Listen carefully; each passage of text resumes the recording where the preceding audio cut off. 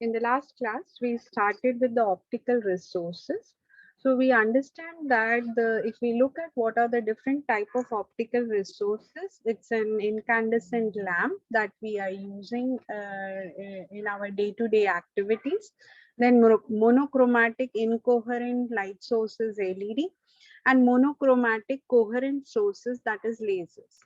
So since wideband continuous spectra sources, that is incandescent lamps, have a wide spectral width, they are not suitable for optical communication because of the problem of dispersion. Therefore, the two important sources that can be used for optical communication is an LED or a laser. So in the last class, we have seen the working and the functionalities of our LED along with solving few numericals related to designing an LED. And today we'll be covering the lasers. So what is the major difference between an LED and the laser? As is clearly seen in the name, it's incoherent sources, they are LEDs, and coherent sources are the lasers. So incoherent is there since we know that when you are forward biasing, what is happening is your carriers go to the conduction band and then they fall because it's an unstable state for your carrier. They fall down from the conduction band to the, because of the forward bias, your carriers move from the valence band to the conduction band. And since it's an unstable state, they fall down after the minority carrier lifetime. And corresponding to this energy gap, that is E equal to Eg, that is the energy gap of the material, your photons are released with a frequency corresponding to, or the wavelength I should say, corresponding to this energy band gap. We also covered that this energy band gap can be changed by changing the composition, as we looked into the material that are majorly used for the sources. They are the direct band gap materials where the maximum of the valence band and the minimum of the conduction band are having the same momentum, or there is no need of requirement of change from of momentum, and therefore all the emissions that is of energy that is taking place when a carrier is falling from the conduction band to the valence band is radiative, that is the photons are released. Had it been an indirect semiconductor where the minimum of the conduction band and the valence of the maximum of the valence band are not having the same momentum, the carrier has to change its momentum to fall down, and in this process a third particle is released, and such release of your carriers, they are non-radiative in nature, or basically they release the energy in the form of a heat and hence are not useful for the optical communication. So we have seen what is a material. Now the same material is used for the lasers, but what is the difference here is, since it's random, right? Its stimulated emission is there in your laser, but it was spontaneous. As soon as their lifetime, minority carrier lifetime, depending on that, they were falling down randomly and generating the photons, because of which all the photons being released were not in phase and hence had a large spectral width, and they were all not in phase. But when we come to lasers, there we have stimulated emission, a condition where you have all the carriers that are falling down releasing the photons which have the same phase, same direction, and hence they have a small spectral width, high power, and hence become more suitable for long distance communication, unlike LED, which is useful only for the short distance communication because of a large spectral width and hence because of the dispersion related with it. So laser, all of you know, it's an acronym of light amplification of stimulated emission and radiation.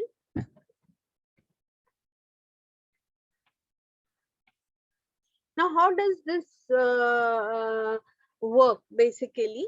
So the working principle does not change as like the carriers are energized or moved into the conduction band and then they fall down. But the only thing that we want is here large number of carriers should be released, and then only you will get an amplification as is there in the name. So it not only gives you light which has got larger intensity but also incoherent because of the coherent because of the stimulated emissions, narrow beam width and high optical power. Now how does this work? So basically if we look at the structure of a laser, it is basically a laser cavity, which is also called as a fabriparate cavity. As we have already seen, the working is similar to what we have seen for an optical amplifier. There, your process of release of an amplified output was just passing once through this medium. Now in the laser, you have multiple back and forth movement inside this cavity to get an amplified output, and then the amplified beam comes out of this. So the structure is similar to what we have seen in optical amplifier. It has got two mirrors on both the sides with an active medium where your amplification will take place. The length of this cavity is actually deciding what is the length of this cavity is deciding what will be the spectral width and what will be the wavelength that will be released. The length, the relation between length and the wavelength is given by L is equivalent to lambda Q by 2n, where n is the refractive index of the medium, Q is the number of modes that are being allowed, right? So if the length is increasing, there are larger number of modes being allowed, and that will be actually making it a broader beam. So smaller are the dimension as is clearly seen from it. For a laser, the smaller is the spectral width, the high power that we get means concentrated waveform that we get, and a single wavelength that we will be getting. So spectral width definitely corresponds to how many modes that are traveling, that is along with the lambda naught, that is the required wavelength that has to travel. You have some other wavelength coming out or being allowed by your system. So that's adding to your spectral width. Okay, now how does this stimulated emission will take place? If you, this is just the same thing, you have the moving back and forth, and in this process the length is such that it's always constructive in nature. So once they are passing, the photons are being released, one again they are being reflected back, again the photons, and this keeps on getting added up till you get a gain and amplified output at the output terminal. Now, how does this happen? As we had seen in the optical amplifier, the first is you have an absorption, that is an atom in the ground state absorbs the photon energy, that is incident or an external energy, and gets excited to the makes a transition to the excited state. Then normally what would have happened, there would be some random emission of photon which may release in the photons, that's spontaneous in nature. The other way is the stimulated emission, but for having a stimulated emission, we need a population inversion. So basically the first thing that we have to achieve in a laser is a condition where at a conduction band, the carrier concentration is larger than the mobile carrier generation, is larger than the carrier generation at the valence band. Now, how do we achieve it is through the process of pumping. What is pumping?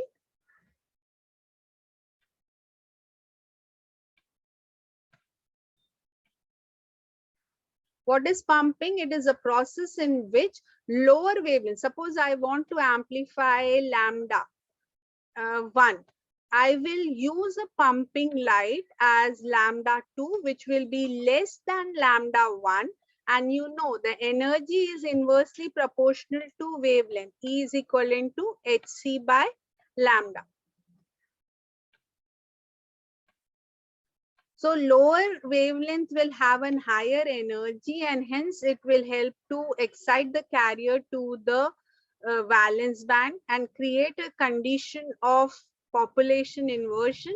And after the population inversion is achieved, you have a external photon being incident, which will result in the falling down of a carrier, and the released photon, because it is because of a stimulation process from an external photon, this will release a photon which will be in phase with the incident photon with the same direction and same phase, and hence you get an additive effect. And this continues throughout the medium, and once it is coming back again, it will be happening the same.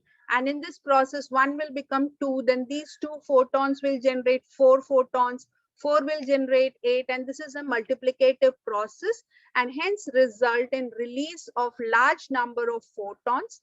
And once you have the large gain being achieved, this energy is released out of the laser. So this is what I was explaining.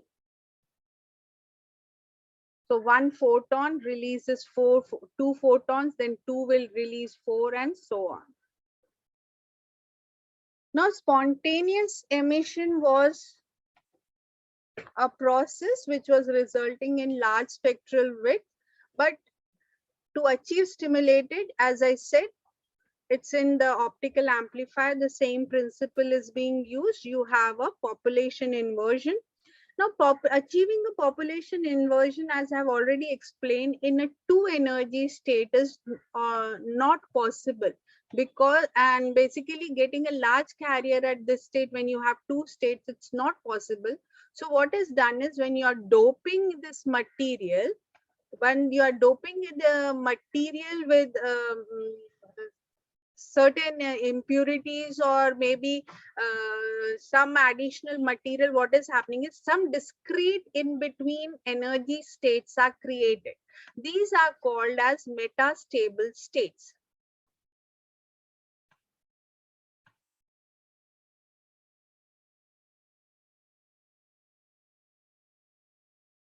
The advantage of having a metastable state is they have a larger minority carrier lifetime. The meaning that they have a larger minority carrier lifetime is, the meaning that they have a larger minority carrier lifetime means there is a lot of time for your carriers to first get accumulated, and they will not immediately start falling. Like in this two energy state, the minority carrier lifetime is very small. So as soon as you excite the carriers to the higher energy state, immediately they start falling down and release the photon energy. But because of this metastable state, what is happening is, with the pumping action, as I said, you are using a lower wavelength, means higher energy. What is happening is, you are exciting your carrier from E1 to E3. But here what is happening is, it has got a lower, you can say, minority carrier lifetime. So randomly the carriers fall down to this metastable state, which has got a larger minority carrier lifetime, and hence we are able to achieve the population inversion in this state, unlike this state. And hence, once you have achieved the population inversion, you have an external photon striking your device, and now the photon that will be released will be corresponding to this band gap, not E3 minus E1, but it will be corresponding to E2 minus E1, and we will be achieving a amplification of signal. So this is how the pumping is done. That is shown with the help of the flashlights, high energy light sources, that this population inversion or excitation to the carrier is higher energy state is achieved. And these are the two examples of the laser, that is a 3-level ruby crystal laser and a 4-level helium neon lasers that are used. So in this, you can see that there is a metastable state and highly excited random falling down to metastable, and the lasing action takes place between the metastable state and the ground state, because here you are achieving the population inversion. In the case of 4-level, the excitation is taking your carrier from the ground state to the excited state, where it randomly falls down here to a upper metastable state. Here you are achieving the population inversion. Then through a stimulated emission, stimulation, what is happening is you have a laser emission taking place. That is from, say, if I name it as E2 and E3.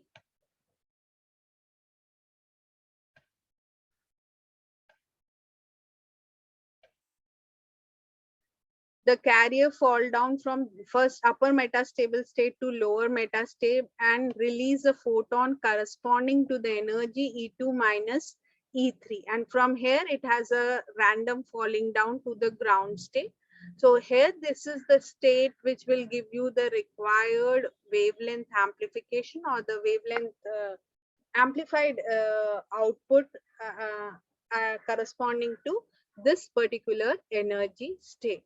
So always remember, a simple semiconductor with two energy state, you cannot achieve a population inversion. But for achieving a population inversion, you need some metastable states with longer minority carrier lifetime, where you can achieve a population inversion, a condition where a higher energy state has got more number of carriers than the ground state, and then you start your stimulation operation, and hence you are able to achieve an amplified coherent output through the device.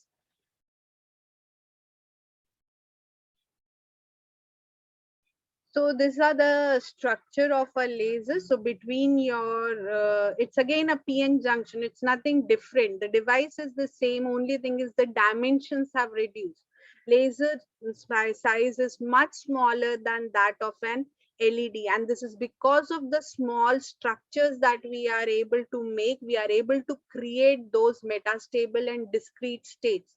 The thickness of your active medium is very small, and that is the reason for creation of discrete energy states in the device. So you have your cleaved mirrors, you have an active medium which is a PN junction, which is either made of a homo material, that is same material, the PNN, or it could be a double heterojunction structure, as we have already seen for an LED.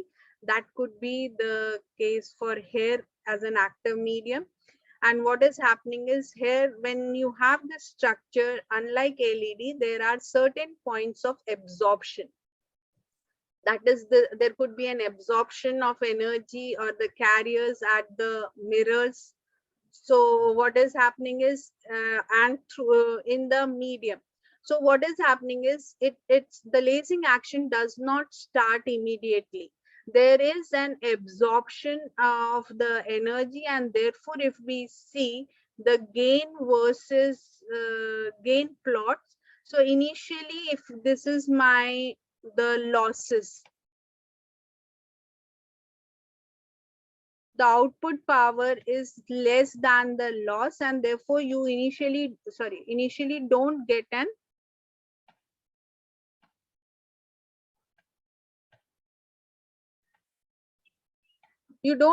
output. But as the lasing action continues, that is the moving back and forth, you come to a condition where your gain is equivalent to the loss. This point is called as a threshold point.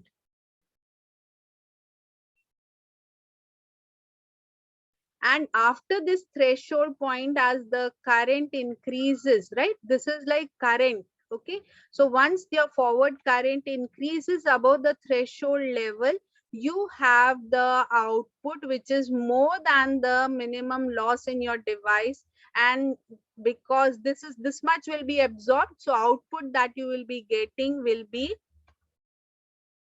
this part, which is above. your losses or minimum losses. So if we look at the characteristic curves of an LED, we have seen that if for an LED, it was directly relationship, that was their optical power was directly proportional to the current. But if we look at the lasers, it is like very low, that we call it as till this point, it is a spontaneous emission. And beyond this point, suddenly there is a peaking happening, and this is your threshold point, I threshold or the threshold current. And this is an optical power output that we are receiving.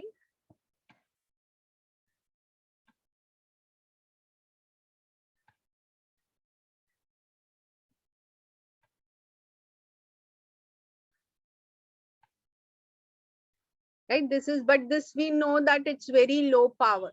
But when it comes to an LED, this much part is your LED operation. That is because of a spontaneous emissions. And beyond this point, the stimulated emission, it's a lasing emission, lasing action.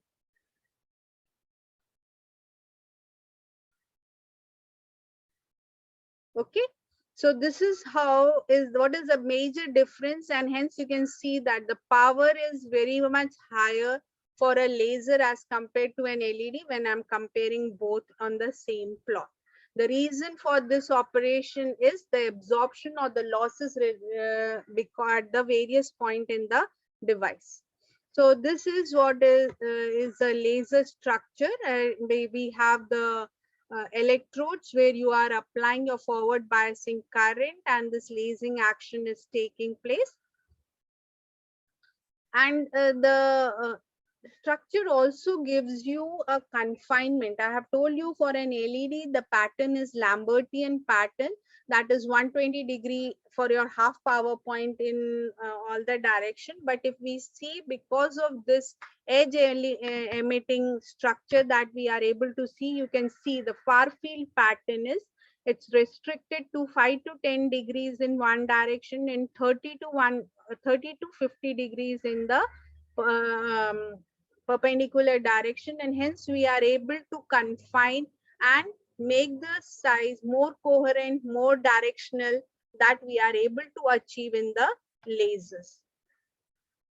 So as I have already told you about the heterojunction, so this area of active region is replaced by our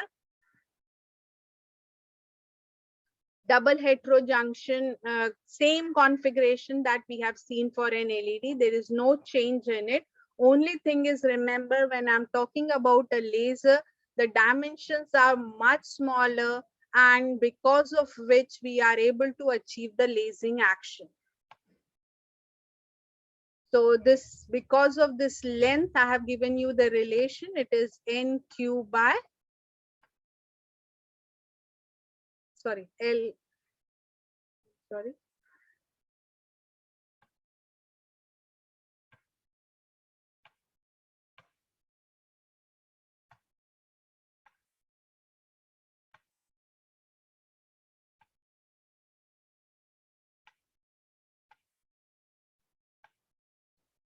So as you can see, all are in phase, and hence giving you an additive response. You can have, depending upon the size, you can have M equal to 1, 2, or n. That is what M is representing, this Q, the number of modes. And this is how you will be getting the responses at the wavelengths. Now, what we have seen is the lasers still have a small spectral width.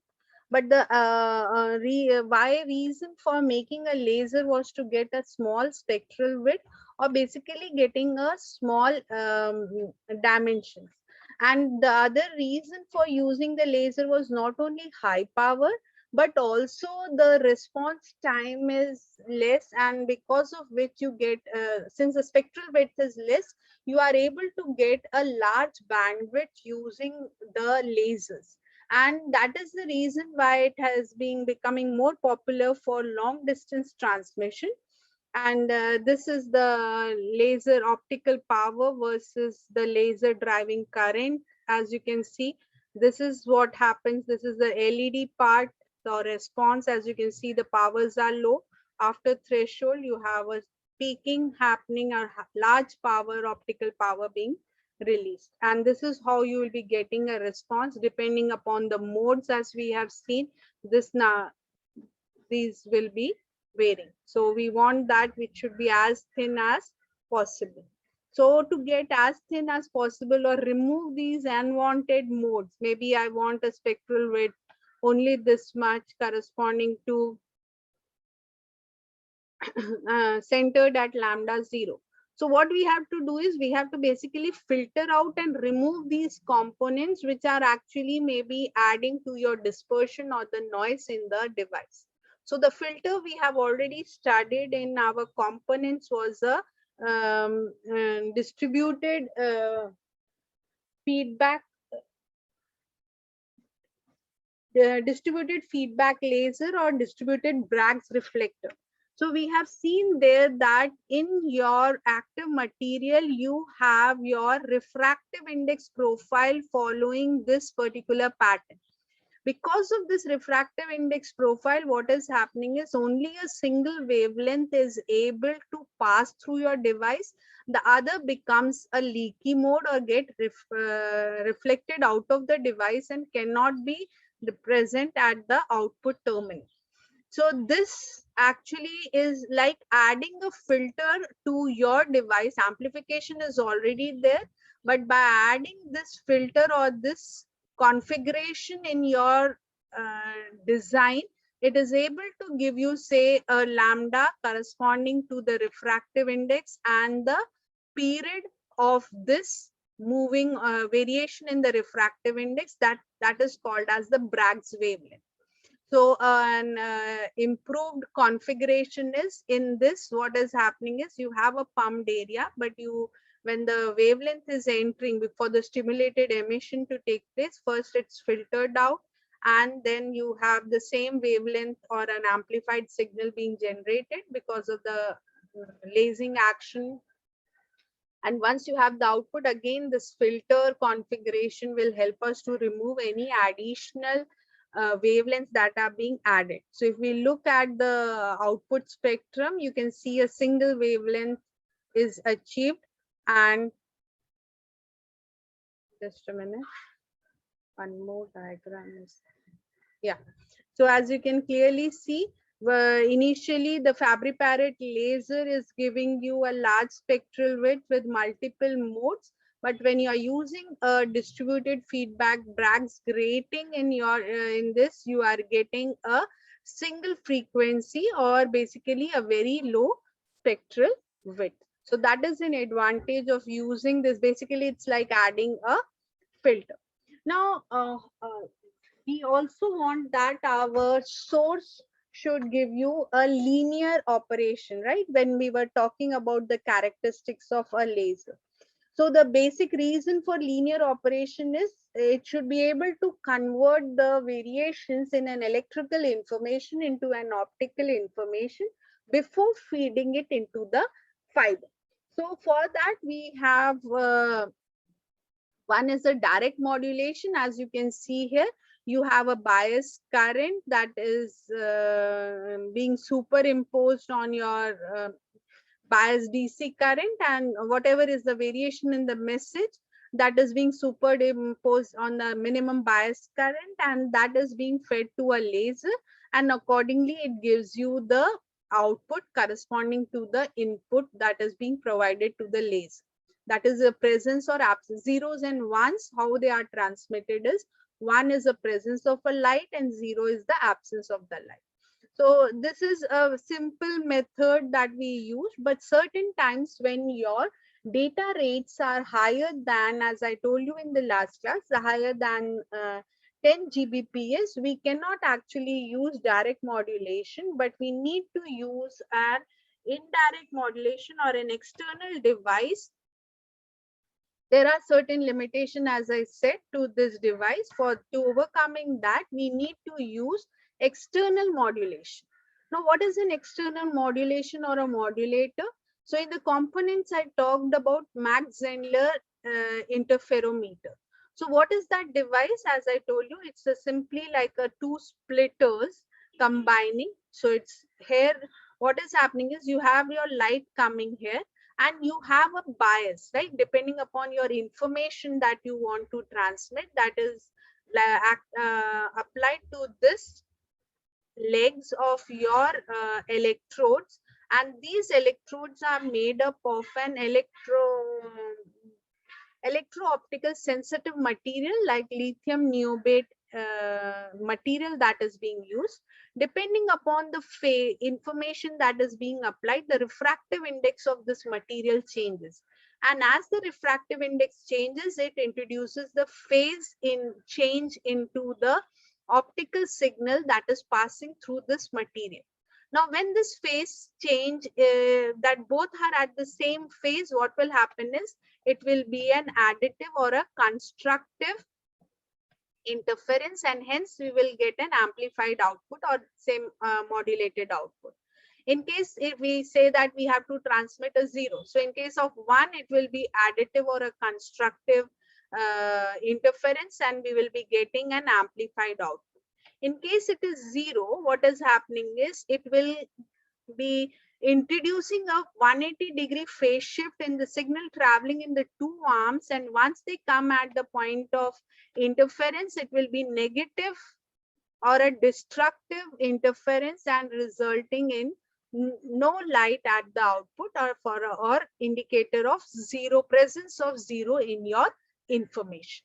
So lithium niobate is a material which is an electro-optical material sensitive to electrical inputs, and its refractive index changes, and accordingly it introduces an optical phase shifts into the optical information traveling through it. So that is how we do an external modulation. So as you can see, depending upon the phase change, you have a constructive or a destructive interference. Now let us compare. That could be one of an important question to answer is, why do we, because I said lasers, definitely they are smaller in size. That simply means that they have a smaller in size, and they are actually difficult to fabricate and hence costlier also because of the restrictions on the fabrication of a small dimensions. So if we look at the working principle and compare their operation, so in an LED there is only one option, that is a spontaneous emission, that is helping the release of photons. In laser it is stimulated emission. Definitely there is some part of spontaneous emission also taking place for the carriers which fall down randomly, but that is a noise, you can say, in your laser device diodes. Then this is incoherent. Laser diodes give you a coherent amplified output. Here the emitted power is very low, linearly proportional to the drive current. Here the output power is high in milliwatts and proportional to the current above the threshold. Okay, it requires a small applied bias. It requires a high driving current. The coupled power is moderate. It is high here. The response time of your device is slower as compared to a laser, which is higher. The output pattern, as we have seen, far field pattern, it's the radiation pattern is a Lambertian. It's a confined pattern that we are able to get it. The multiple modes, this can be multiple or single mode depending upon the use of Bragg's grating in your device. The lifetime is long for both. The spectral width, as you can see, is in 25 to 100 nanometers for an LED, which is just 5 nanometers or less for a laser. The bandwidth, as you know, it has got a large spectral width, because of which the bandwidth is less in the LEDs as compared to the lasers, and they are available for a range of wavelengths. Here also they are available for the efficiency. The conversion efficiency of an LED, as I have told, is less as compared to the lasers. And the cost definitely for an LED, because of the less complexity in fabrication, and the cost is high because of the complexity and stringent requirements of the laser fabrications. Now, one of the most common laser configuration structure, I would say, that will help to have a amplified output with a small spectral width, and most commonly heard of right nowadays is the quantum well lasers. So quantum well, it's basically a change in the band diagram of a material because of the doping that you have. So if you can see a simple homo junction, and this is the heterostructure which we have already seen in an LED. Now what is happening is, because of this structure, we have already seen there was a kind of a well being generated where the carriers could pass through in one direction, but were restricted to actually cross the other junction, and hence all the recombination was taking place in this thin layer, resulting in the small spectral width and high output density, the output light density. Now, once we are reducing this dimension, making it very thin, although it looks bigger, this sandwich with gallium arsenide, p-type gallium arsenide, which is sandwiched between p-type aluminum gallium arsenide and N aluminum gallium arsenide. It's very thin layer, which gives it this quantum well structure. Initially, it was like this, it was easily able to pass. Now, all this recombination is taking place here. And how do we achieve it?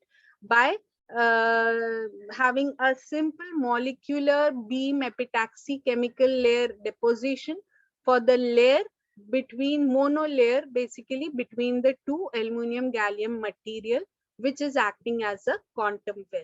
So this is the well where you have all your recombinations taking place, highly confined.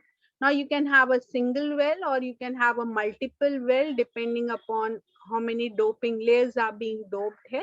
So this, and inside your quantum well, you have multiple discrete energy levels, and they are at a low level, because of which, as we have seen on a simple laser, higher energy was required because it has to be above the threshold for the lasing action to take place. That limitation is reduced because you can see the discrete energy levels at a lower level. So you can have a single quantum well or a multiple quantum well, which will definitely give you an enhanced performance, multiple quantum well compared to a single quantum well. Definitely, how are you achieving it? Multiple layers.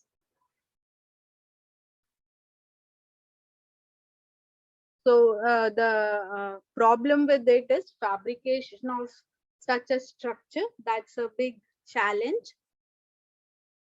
Now, one more important thing is, you have your laser or LED, whatever it is, you need to couple the light into the fiber. And if there is an air gap between them, we know that there will be a Fresnel's reflection that will result in a lower coupling efficiency. So to enhance the coupling efficiency, we need to fill this gap between the laser and the semiconductor with an index match material. That is one way of enhancing the coupling efficiency. The other way in which we can enhance the coupling efficiency of the light from a laser, which is actually very small in dimension, is by tapering your fiber tips or making it very small in dimension so that more power can be easily coupled into this. The other way of doing it is, which I have already explained, is using the lenses, right? These lenses could be either fabricated as a part of your coupler point only. So what is happening is, these lenses, all the light from your laser through this combination of the lenses is able to couple the light more effectively with high power coupling into the fiber. So that will enhance your coupling efficiency.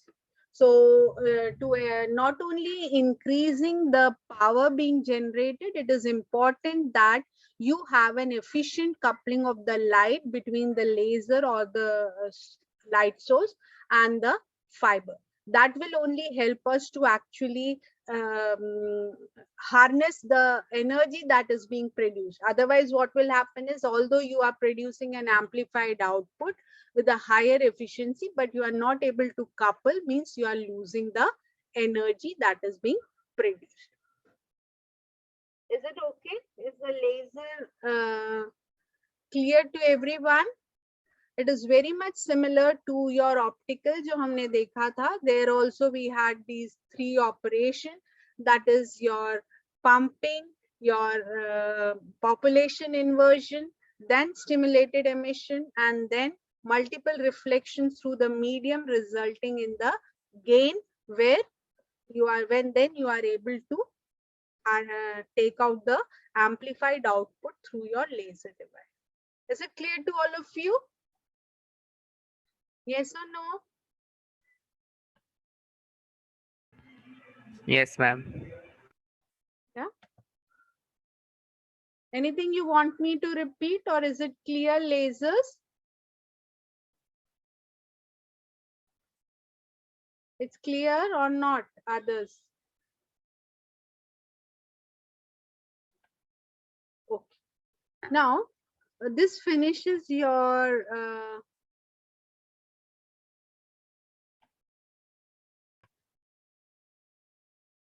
so the photo detectors are the PN diodes, PIN diodes, and the avalanche photodiodes.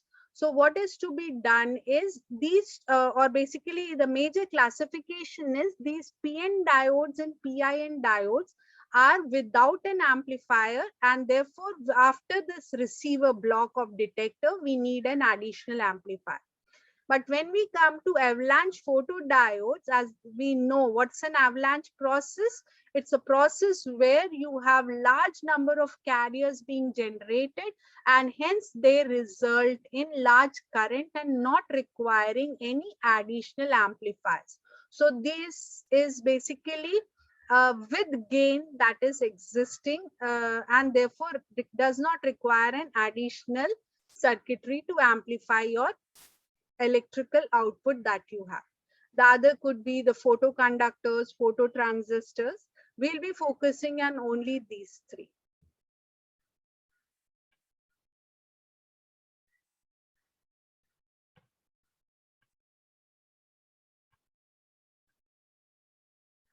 Okay.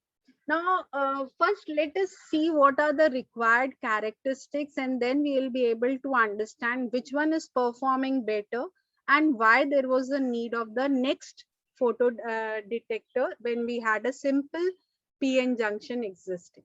So the first requirement, as I've already explained about sensitivity, it should have got a high sensitivity. High sensitivity means even the low optical power, it is able to convert it into a required electrical information. It should have got high fidelity. It should be able to basically produce the signal waveform with, means the variation should be able to, it should be able to produce it correctly in electrical information. It should have a large electrical response, that is for the output, electrical output should be high. It should have a short response time. Why? Because it should not be that because of the response time of your device to convert an optical photon incident into an electrical information, there is some delays. Those delays will actually limit the bandwidth, and hence optical communication, which has a large bandwidth, we won't be able to use it because of the response time of your detector. Therefore, to be able to use the bandwidth, your detector should have got a small response time. A minimum noise introduced by the detector, you know, your detector is also an electronic device, and because of which there could be some noise, that is a dark noise or a dark current, leakage current, shunt conductance. So basically the response, even in the absence of your information. So all that has to be as low as possible. That will help us to make a devices which will give us an output with low noise. There should be a stability of performance characteristics. So detectors should be independent of the operation, should be independent of the ambient condition, that is with the environment condition. The response should not change. There should be a requirement of a low bias voltages, and it should be highly reliable. That is, there should not be a change in the characteristics with the change in temperature or with the aging. It should be small size, definitely as a source. It has to be compatible with the dimensions of the fiber and easy coupling of an optical information from the fiber into the photo detector. And it should be low cost.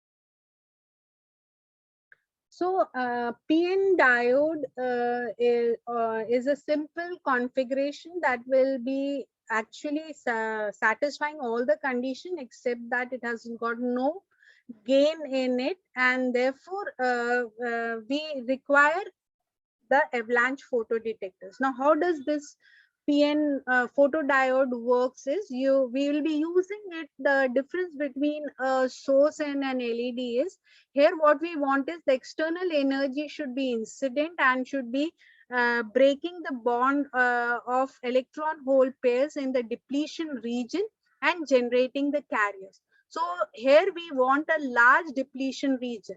And where does the large depletion region exist? When your PN diode is reverse bias. So basically your photodiode works in the reverse bias condition where you have got a large depletion region.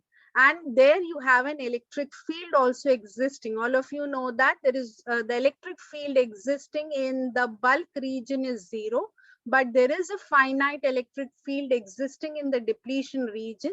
And depending on that field, that actually results in the drifting of your carriers, and drift is always a faster operation as compared to the diffusion, and that helps us to improve the response time or basically make your device response faster. So always you want your carriers to be generated, a presence of an electric field for your device to be having a faster response. So this is the area where we will be working for your photodiode operation. So when your photons, as you see here, when the photons are incident on your device, you have your electron holes being created because of the presence of an electric field. They move in the direction where as soon as they enter this region, they become the majority carriers. They are being detected at the electrodes, and hence we are able to sense the current. So as you can see, when there is no light incident, this was the current existing. When the light is incident, you have an increase in the reverse bias current which is being detected on your device, and hence you are able to convert an optical information by generation of electron hole pairs in the depletion region into an electrical information. The process of transportation of your carriers is drift and diffusion. As I said, drift in the presence of an electric field, that is in your depletion region, and as soon as they enter into your bulk region, it's the diffusion process that is taking place.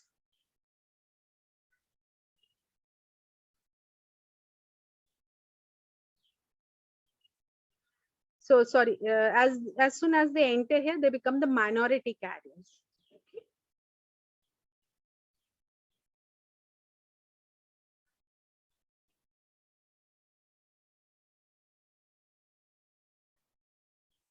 Now, if we increase the reverse bias, so basically what is happening is, as I said, for reducing the response time or to have a larger bandwidth, you need a larger depletion region so that you have an operation of transportation of your carrier as drift, because the drift velocity is higher than the diffusion of your carriers.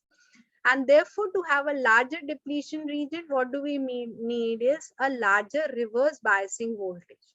Now, how so that you have a larger depletion region. Now, how do we achieve it, or basically can be achieved is by actually having a large intrinsic uh, okay, I'll just, these are the material, as I told you, the material, direct band gap material that are being used for making the photo detector. Just 1 minute, I'll just go to the next slide before I, okay, I'll just make it here. Okay. So this PN junction diode, as I said, has a limitation because a certain part of your transport was drift and diffusion. What we want is it should be all drift. So we have to have a larger depletion region that will require a larger reverse bias. That can be overcome by actually having a device configuration that is PIN+.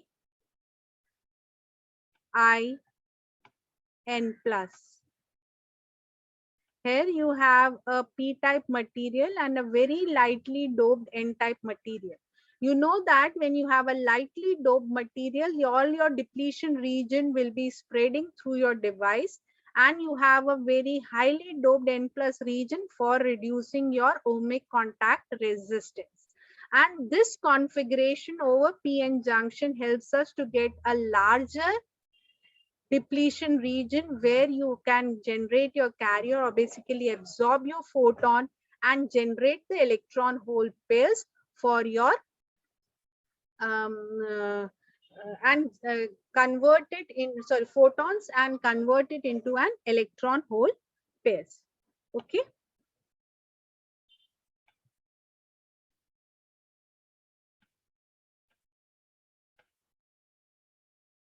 Yeah. Now, there is one important concept of, as I've already told you, will every photon be able to generate an output current? The answer is no. Only the photons with an energy greater than the band gap energy will be able to generate the electron hole pairs. You want a break? Or should I complete with this concept and then I'll give you the break? Okay? Is it okay?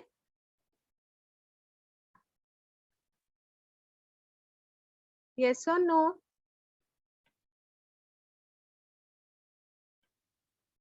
Okay, so let me just finish with this part and then I'll give you the break. So the first thing is, what is the output current relationship with respect to an optical incident power? As I said, an incident power from your source onto the detector will be there. Now there, because of the air gap or whatever medium is there, there will be a Fresnel's reflection. So P naught into 1 minus R, 1 minus R represents the portion of your optical signal that will be incident on your photo detector. And there will be, as there is the bulk region over which this absorption is taking place, with the distance, where X represents the distance from the point of incident of optical light on the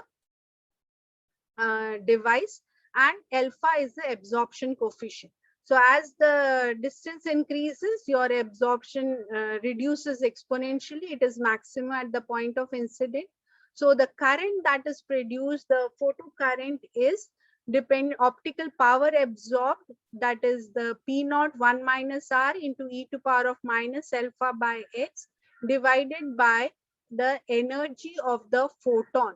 The energy of a photon is h nu by E, where nu is c by lambda. Lambda corresponds to the wavelength of the photon. Okay. That day we made a mistake of dividing it by the energy band gap of a material, assuming it is at the same wavelength. So we just need to change that in experiment number 10, which I said there are certain changes we'll be doing after this. That will hardly take 5-10 minutes because we already have the structure with us.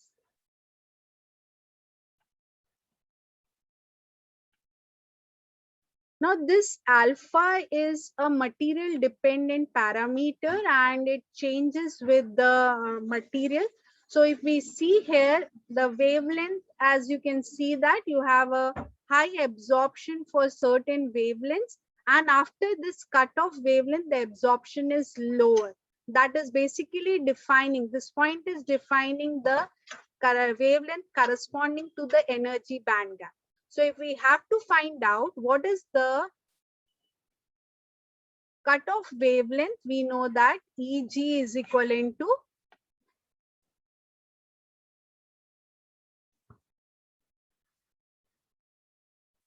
Hc by lambda. The cutoff wavelength is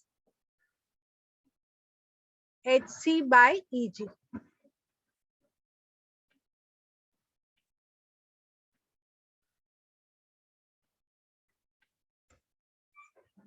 We know that this wavelength is actually the limiting condition. All the wavelengths higher than this value, since energy is inversely proportional to wavelength, it will be having a lower energy than the band gap, and hence those photons will not be able to produce any kind of response in your device or generate the electron hole pairs. So that is what is being depicted in this plot is the cutoff wavelength. Beyond that, there is no device or absorption of your carriers. But below that, there is a high absorption and resulting in generation of electron hole pairs. So always we will have this condition, any wavelength which is greater than lambda c will have no response, or for response in your detector, according to the material, the wavelength should be less than the cutoff wavelength.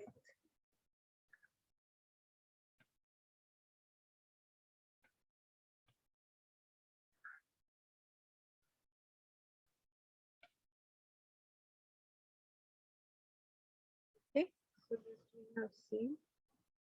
Okay, so we'll take a break here and then continue again after 10 minutes.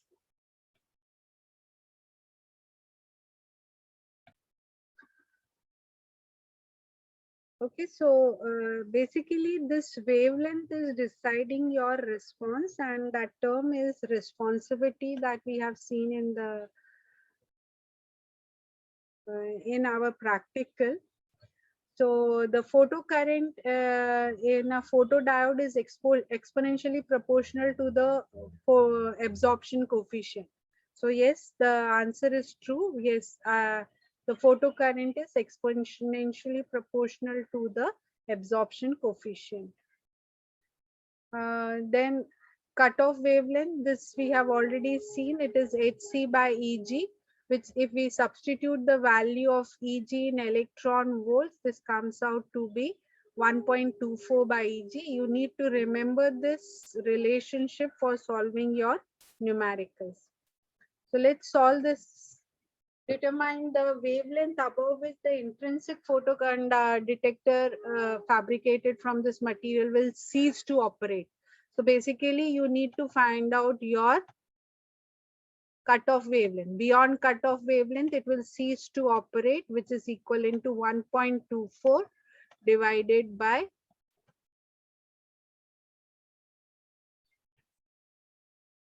Eg in electron volts.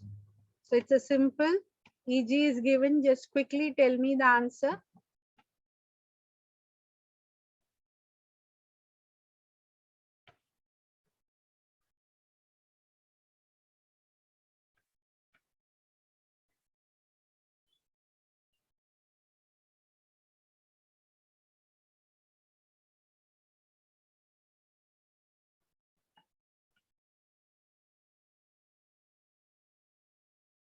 Kirti, we don't have actually the full practical session from 12 to 2. We may take maybe 30-40 minutes only to rectify the few changes that have to be done in practical number 10. Okay, the rest I have already done it on that day.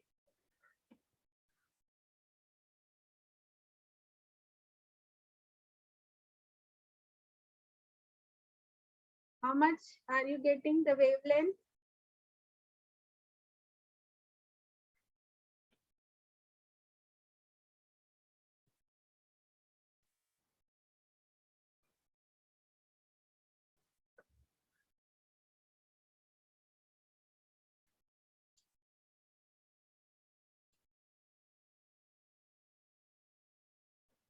Yes, did you calculate?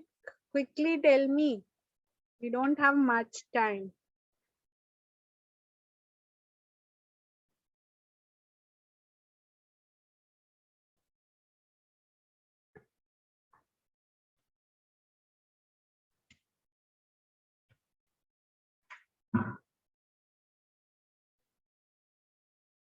Are you solving?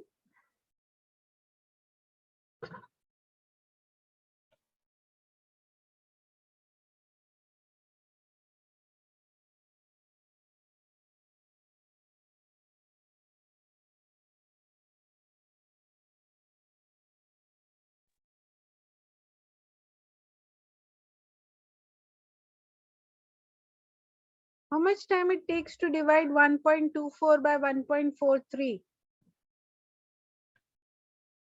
Yeah, 0.867. The unit is micrometers.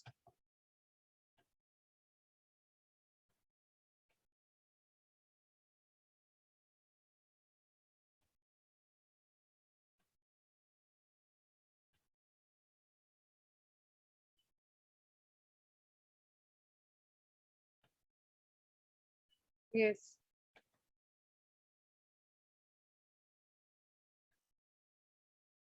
Now, what is the quantum efficiency? We have already seen the quantum efficiency for an LED. It was the number of photons generated divided by the number of incident electrons. So here in the case of a detector, it is inverse because here the incident photons are there and the number of electrons that is generated or collected. So number of electrons collected divided by the number of incident photons is the efficiency of your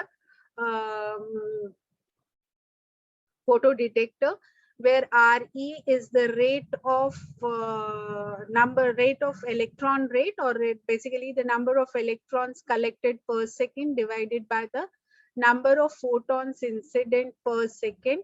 So this rate is definitely will give us the current that will be generated. So the phenomena leading to avalanche breakdown in a reverse bias diode is impact ionization. Basically, it's the high electric field because of which more large number of carriers are generated and the large breakdown current starts flowing through your device. We'll come to this soon once we, yeah, you need to find out the efficiency. We have the formula for efficiency. The number of electrons collected is 1.5 into 10 to power of 11 divided by the number of incident photon 4 into 10 to power of 11. So efficiency is 1.5 by 4 into 100.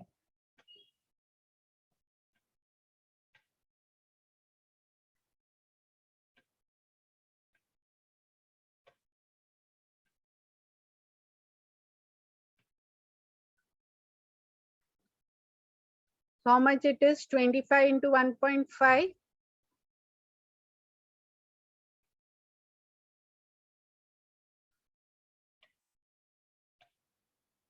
37.5, correct.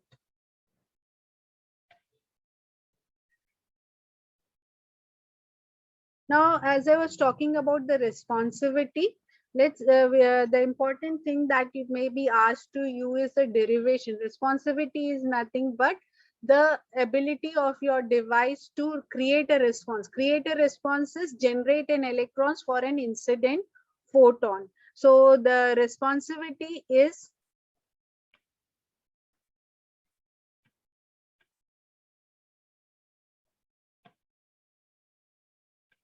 IP by P naught. The unit is ampere per watt. The same relationship that we have used that day.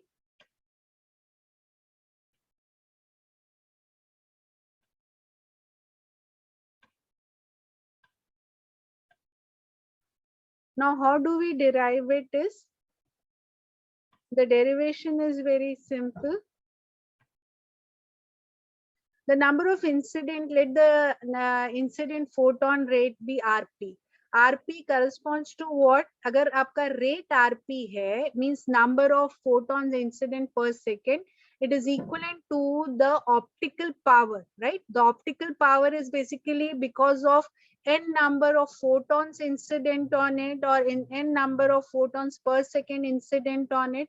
So RP represents the optical power divided by the energy of a photon corresponding to what wavelength is there for a photon. So PO is an optical power divided by the energy of a photon depending upon the wavelength, that is HC, PO lambda by HC. Now we know that electron rate is RE. And efficiency, we know that eta RP hai aapka, because in the last previous equation we have seen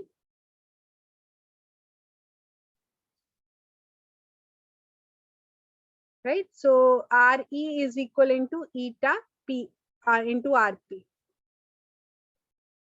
Okay. So just substituting the value of RP from what we have from here, it is eta PO by HC. Now what we know is RP is rate of flow of your carriers, and what is current? Current is I is equivalent to dQ by dt. What is the current? Current is nothing but the rate of flow of your carriers. So it is I is equivalent to dQ by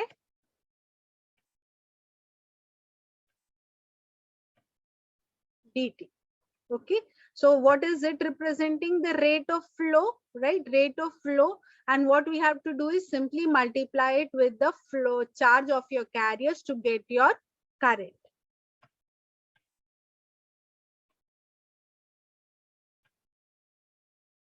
Okay, so IP is nothing but RE into E. That is the charge of an electron. So eta PO by HF into E.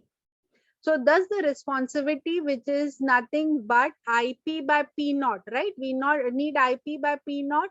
So it becomes eta PO, sorry, eta E by HF, or in terms of wavelength, it is eta E lambda by HC. So what can be asked is a derivation or a problem on based of this. This shows you that it's a direct relationship between the responsivity and the wavelength. So what we should be getting is a straight line, but only till lambda C. Beyond lambda C, there is no current, right? So the responsivity should drop to 0 at lambda C.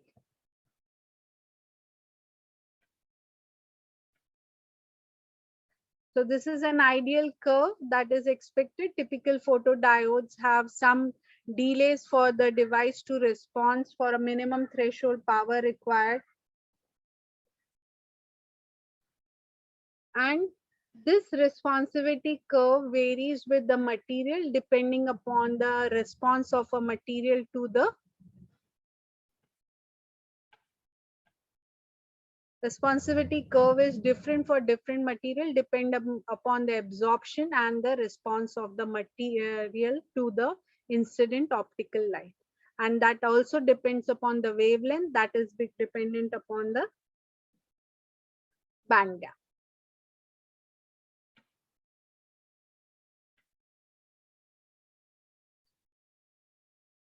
So quickly calculate the responsivity for quantum efficiency and responsivity of a photodiode at the wavelength.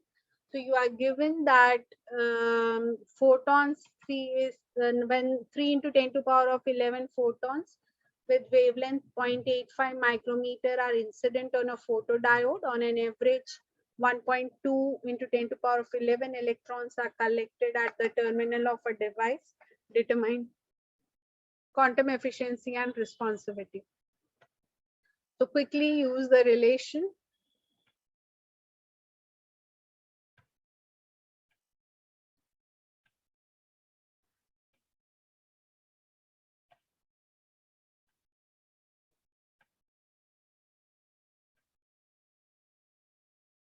What is the efficiency that you're getting? 1.2 by 3 into 100.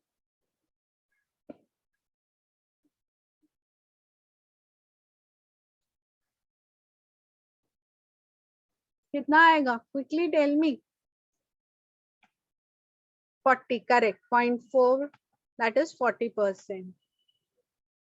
That is 1.2 by 3 into 100, 40%. Now you know efficiency 0.4 eta lambda is given to you by HC. Quickly tell me the responsivity.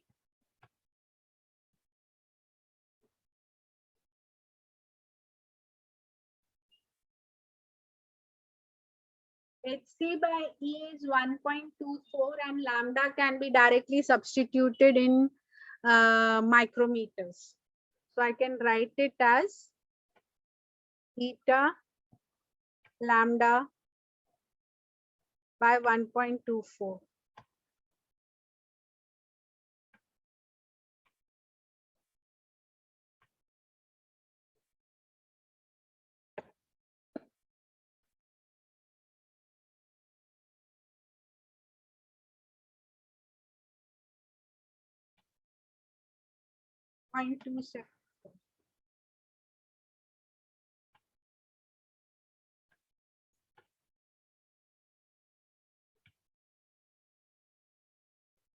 Okay, so 0.274, the unit is ampere per watt. Responsivity has got a unit of ampere per watt.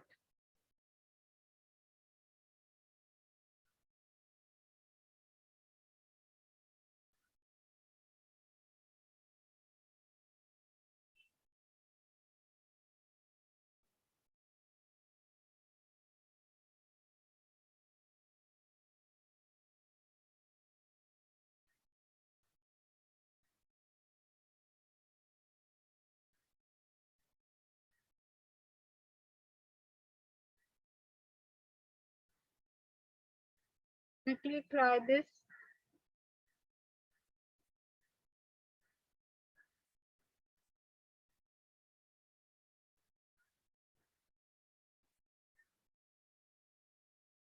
Or I'll just leave this and proceed further. ये तो आप लोग कर लेंगे, simple है, formula based.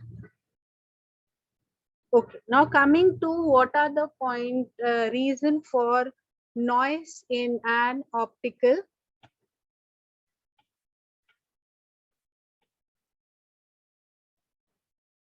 What are the reason for noise? The first reason for a noise under a reverse bias condition is when there is a current existing when no light or no photon is incident on a device.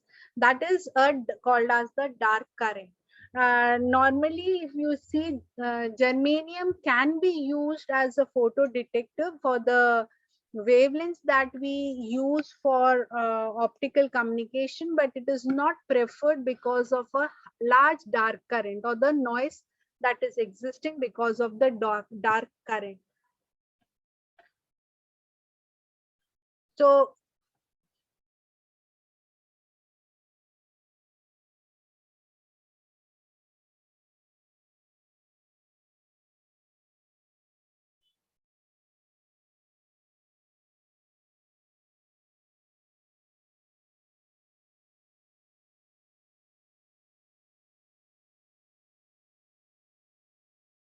okay,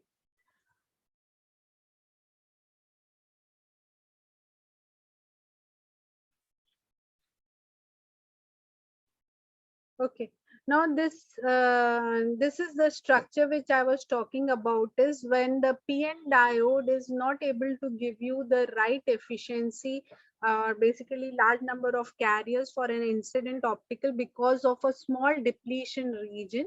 The need is you need to have a large depletion region where you can have the absorption of your carrier. That is achieved through a PIN structure. And if we look at the electric field versus the distance waveform, as you can see, which we have got a we have got an electric field for the large region, that is the whole intrinsic region is covered with the depletion region, and therefore the major transport mechanism is drift, and hence the response of the PIN device is better as compared to the pin device. Okay, so the disadvantage of it could be, although there is major mechanism is drift, but there could be a delay because of the size. There will be a larger size of a device existing. Okay.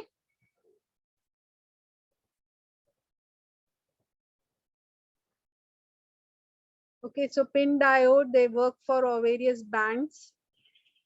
Now coming to avalanche, how is it different and why do we need it? Is that the avalanche we have works on an impact ionization, basically under the electric field, high electric field. When your carriers strike the electron hole pairs, the bond, the new carriers are generated, and this action is these two will again interact with two more and generate four, and hence large number of carriers are generated, but this happens only under the high electric field.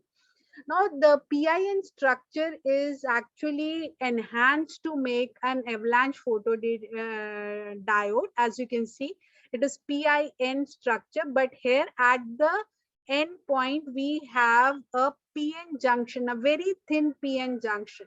Because of this thin PN junction, you have got a large electric field, because because of the densities, a thinner depletion region will have a larger electric field existing.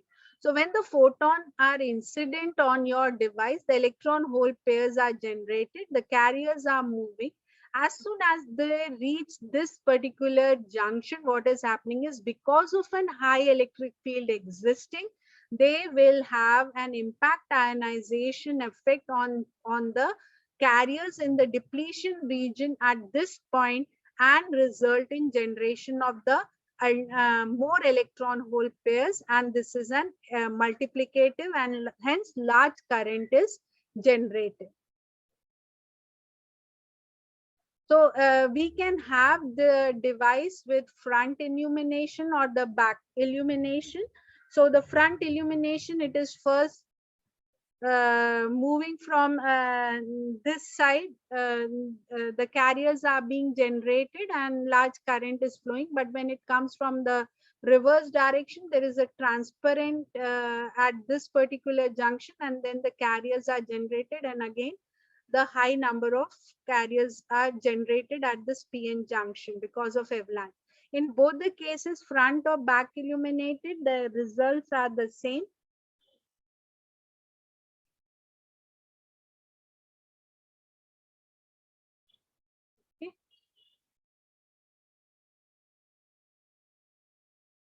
Now, if we compare the PIN and an APD diode, the PIN, as I said, does not have any gain parameters, so has got a low intensity. APD has got a high intensity electric field region. The current is not less as compared to an APD. The responsivity of your pin diode is limited because of the size and the dimension have a larger values of responsivity. They exhibit lower noise level. That is important here. But here, since not only your carriers are, you get a large number of carriers, but because of an impact ionization, there is a larger noise existing in an APD. And the response time is half of that of an APD as well as compared to an for a pin structure as compared to an APD. So basically what you can be asked is the structures and asked to explain your operation of an APD and a simple PN structure, the need of a PN structure, and how Avalanche adds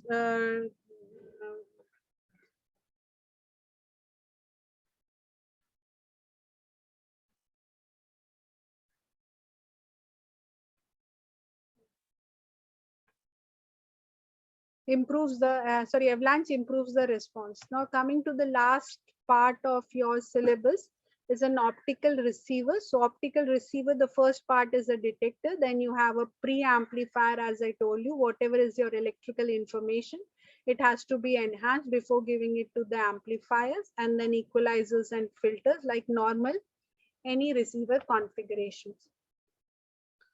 So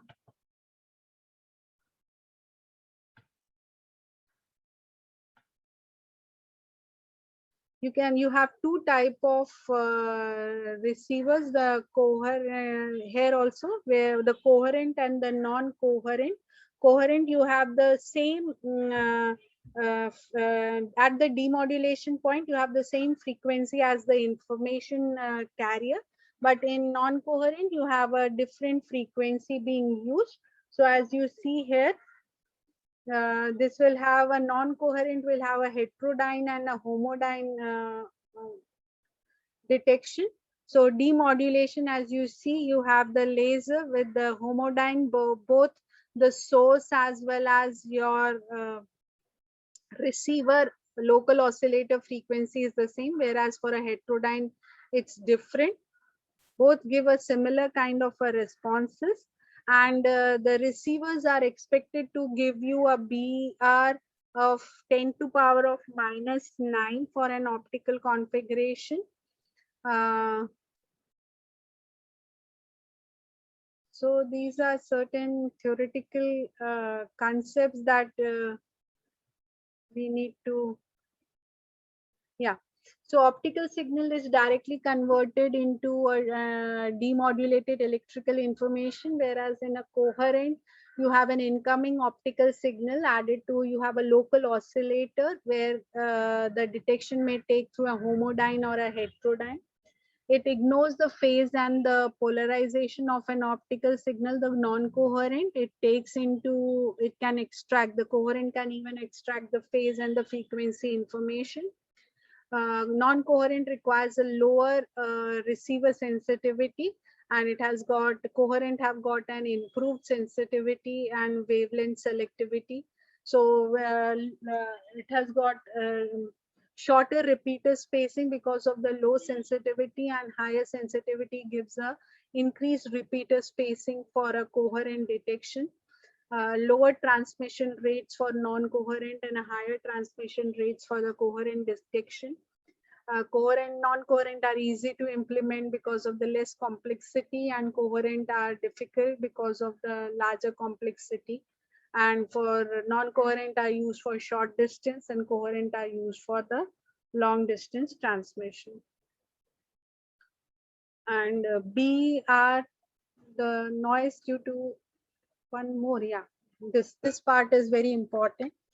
So we should be able to actually be able to calculate the noise, then only we'll be able to calculate the signal to noise ratio of the receiver. So what are the sources of a noise in a receiver is, first is the thermal noise, that is because of the random motion of the electrons in the detectors and in the amplifier electronic sections. The dark current, as I have already told you, it is because of presence of or the generation of a carriers, thermally generation of the carriers. And the short current, that is a recombination of a sudden random recombination of the electron hole pairs, also generates the short noise. So the relations that you need to remember is the thermal noise is given by 4 kTb by R, I square. RMS value of the thermal noise is 4 kTb by R, where R is the resistance of the receiver. And the dark current, it is 2EB into ID, where ID is the dark current, B is the bandwidth, and E is the charge of an electron. And the quantum noise is whenever the photon energy is greater than kT, this quantum noise will be for 2E P into, depending upon the number of amount of the photocurrent being generated. So this is what is an important relationship that is for a receiver is, it is the photocurrent that is being generated, the IP square. In case it's an avalanche photodetector, we'll have the M square also. So MPIP, the whole square, divided by the total noise because of thermal, because of the dark, and because of the quantum noise or the short noise. Okay, so these are the numerical that has been asked many times in the paper. So you can quickly solve this last numerical. We have 10 minutes before we finish it. I have to revise what we have done. So photocurrent relation we have already seen. It is eta P naught E by HF. Here we are, eta is taking care of the Fresnel reflection as well as e to power of minus alpha x. So eta is taking care of that. So eta P naught E by HF. You are already given eta is 60%.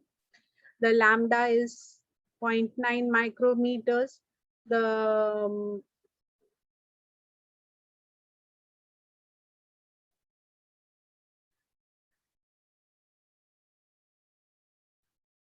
optical power is 200 nanometers. Bandwidth is given. So I already have the solution in front of you, but I'll request all of you to just solve and see whether you are able to do it or not. So the total current because of the dark and the photo is 2E beta. Beta is given to be 5 megahertz. Just see, are you able to solve it or not? I'll wait for 2 minutes and then we can quickly finish this chapter also.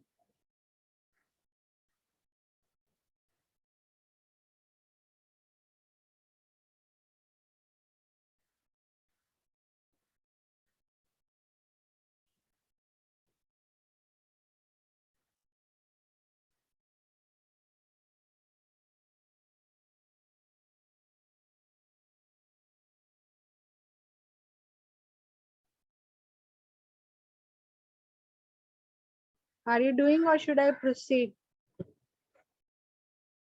Are you trying this?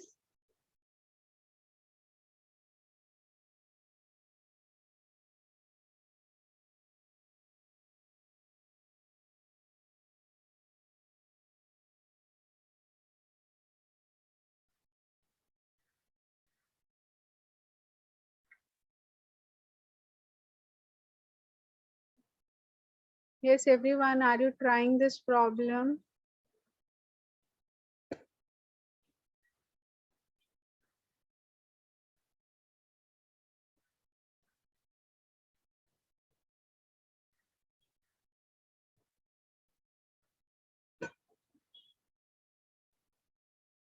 You'll always find that your thermal noise is much larger than the short noise, or even if you are not given the data, the thermal noise is sufficient for calculating the signal to noise ratio.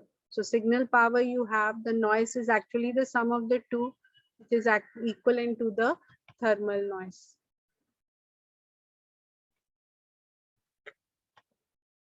You can try it.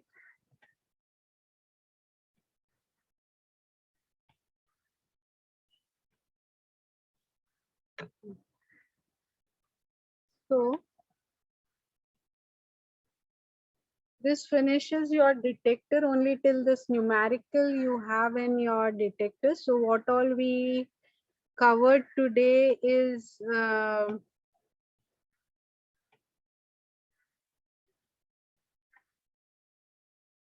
lasers. The first thing that we covered was the laser and found out how does a laser work. It was similar to LED. The device structure is similar. Only thing is the dimensions are smaller, which gives it an advantage of discrete energy states being added here because of the smaller dimensions, and that helps us to achieve the population inversion. So what we have in for the basically what all are the minimum requirements for doing the lasing action is, you need to have first is pumping. uh, the First you have the pumping, then which helps us to achieve the population inversion. Once you have the population inversion, you have the stimulation operation, which results in the release of large number of photons which are in phase, coherent, and hence give you amplified output with a small spectral width. Now this spectral width depends upon the dimensions of your fabric parity, or basically the active region, and hence we know that there is losses associated with it that decide what will be the minimum threshold power above which the lasing action will take place. So laser also gives you a direct relationship of optical power with the incident optical power with the current, but only above the threshold value. So below that, we don't have the lasing action taking place. The second thing that we covered was the detectors. So detectors, the two type of detectors that we covered is the pin diode, the PIN diode, and the avalanche. So the operation is simple, that for a reverse bias PN diode, when you have a incident photon with an where when you have an incident photon with an energy less than the energy band gap, there is no action or no generation of the carrier. But when you have the energy greater than the band gap, you have an electron hole pairs generated. But if you have no field existing, they are not collected or contribute to the current. But when this action happens in the presence of an electric field, you have the carriers being collected and contribute to the electrical current, and hence your optical information gets converted into an electrical information. Now we want that these photodiodes should have high sensitivity, high fidelity, low electrical response, short response time, minimum noise, stability, low bias,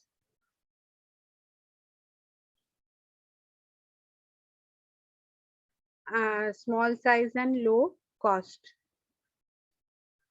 Now, the response time depend upon the basically the region where you have the drift operation. That's an electric field, and this PN diode works under the reverse bias condition. So when the photons fall on it, they generate the electron hole pairs which are being collected and results in the change in the current, which is actually conversion of electrical information into an electrical information. The PN diode, you have a cutoff wavelength that decides whether a photon will be able to generate an electrons or not. That depends upon the different material and hence decides the responsivity of the material. We even derive the formula for responsivity, and this responsivity curve varies with the material depending upon their absorption and the band gap.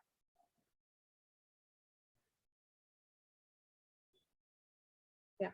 So PN structure we saw, and then we saw compared it with the PIN structure where you have got a larger depletion region, and hence the response is because of a drift operation that could increase your reduce your response time, but because of the dimensions there could be some additional delay, as well as the two junctions will add to the there will be a capacitance at the junction, and that may also limit your response time.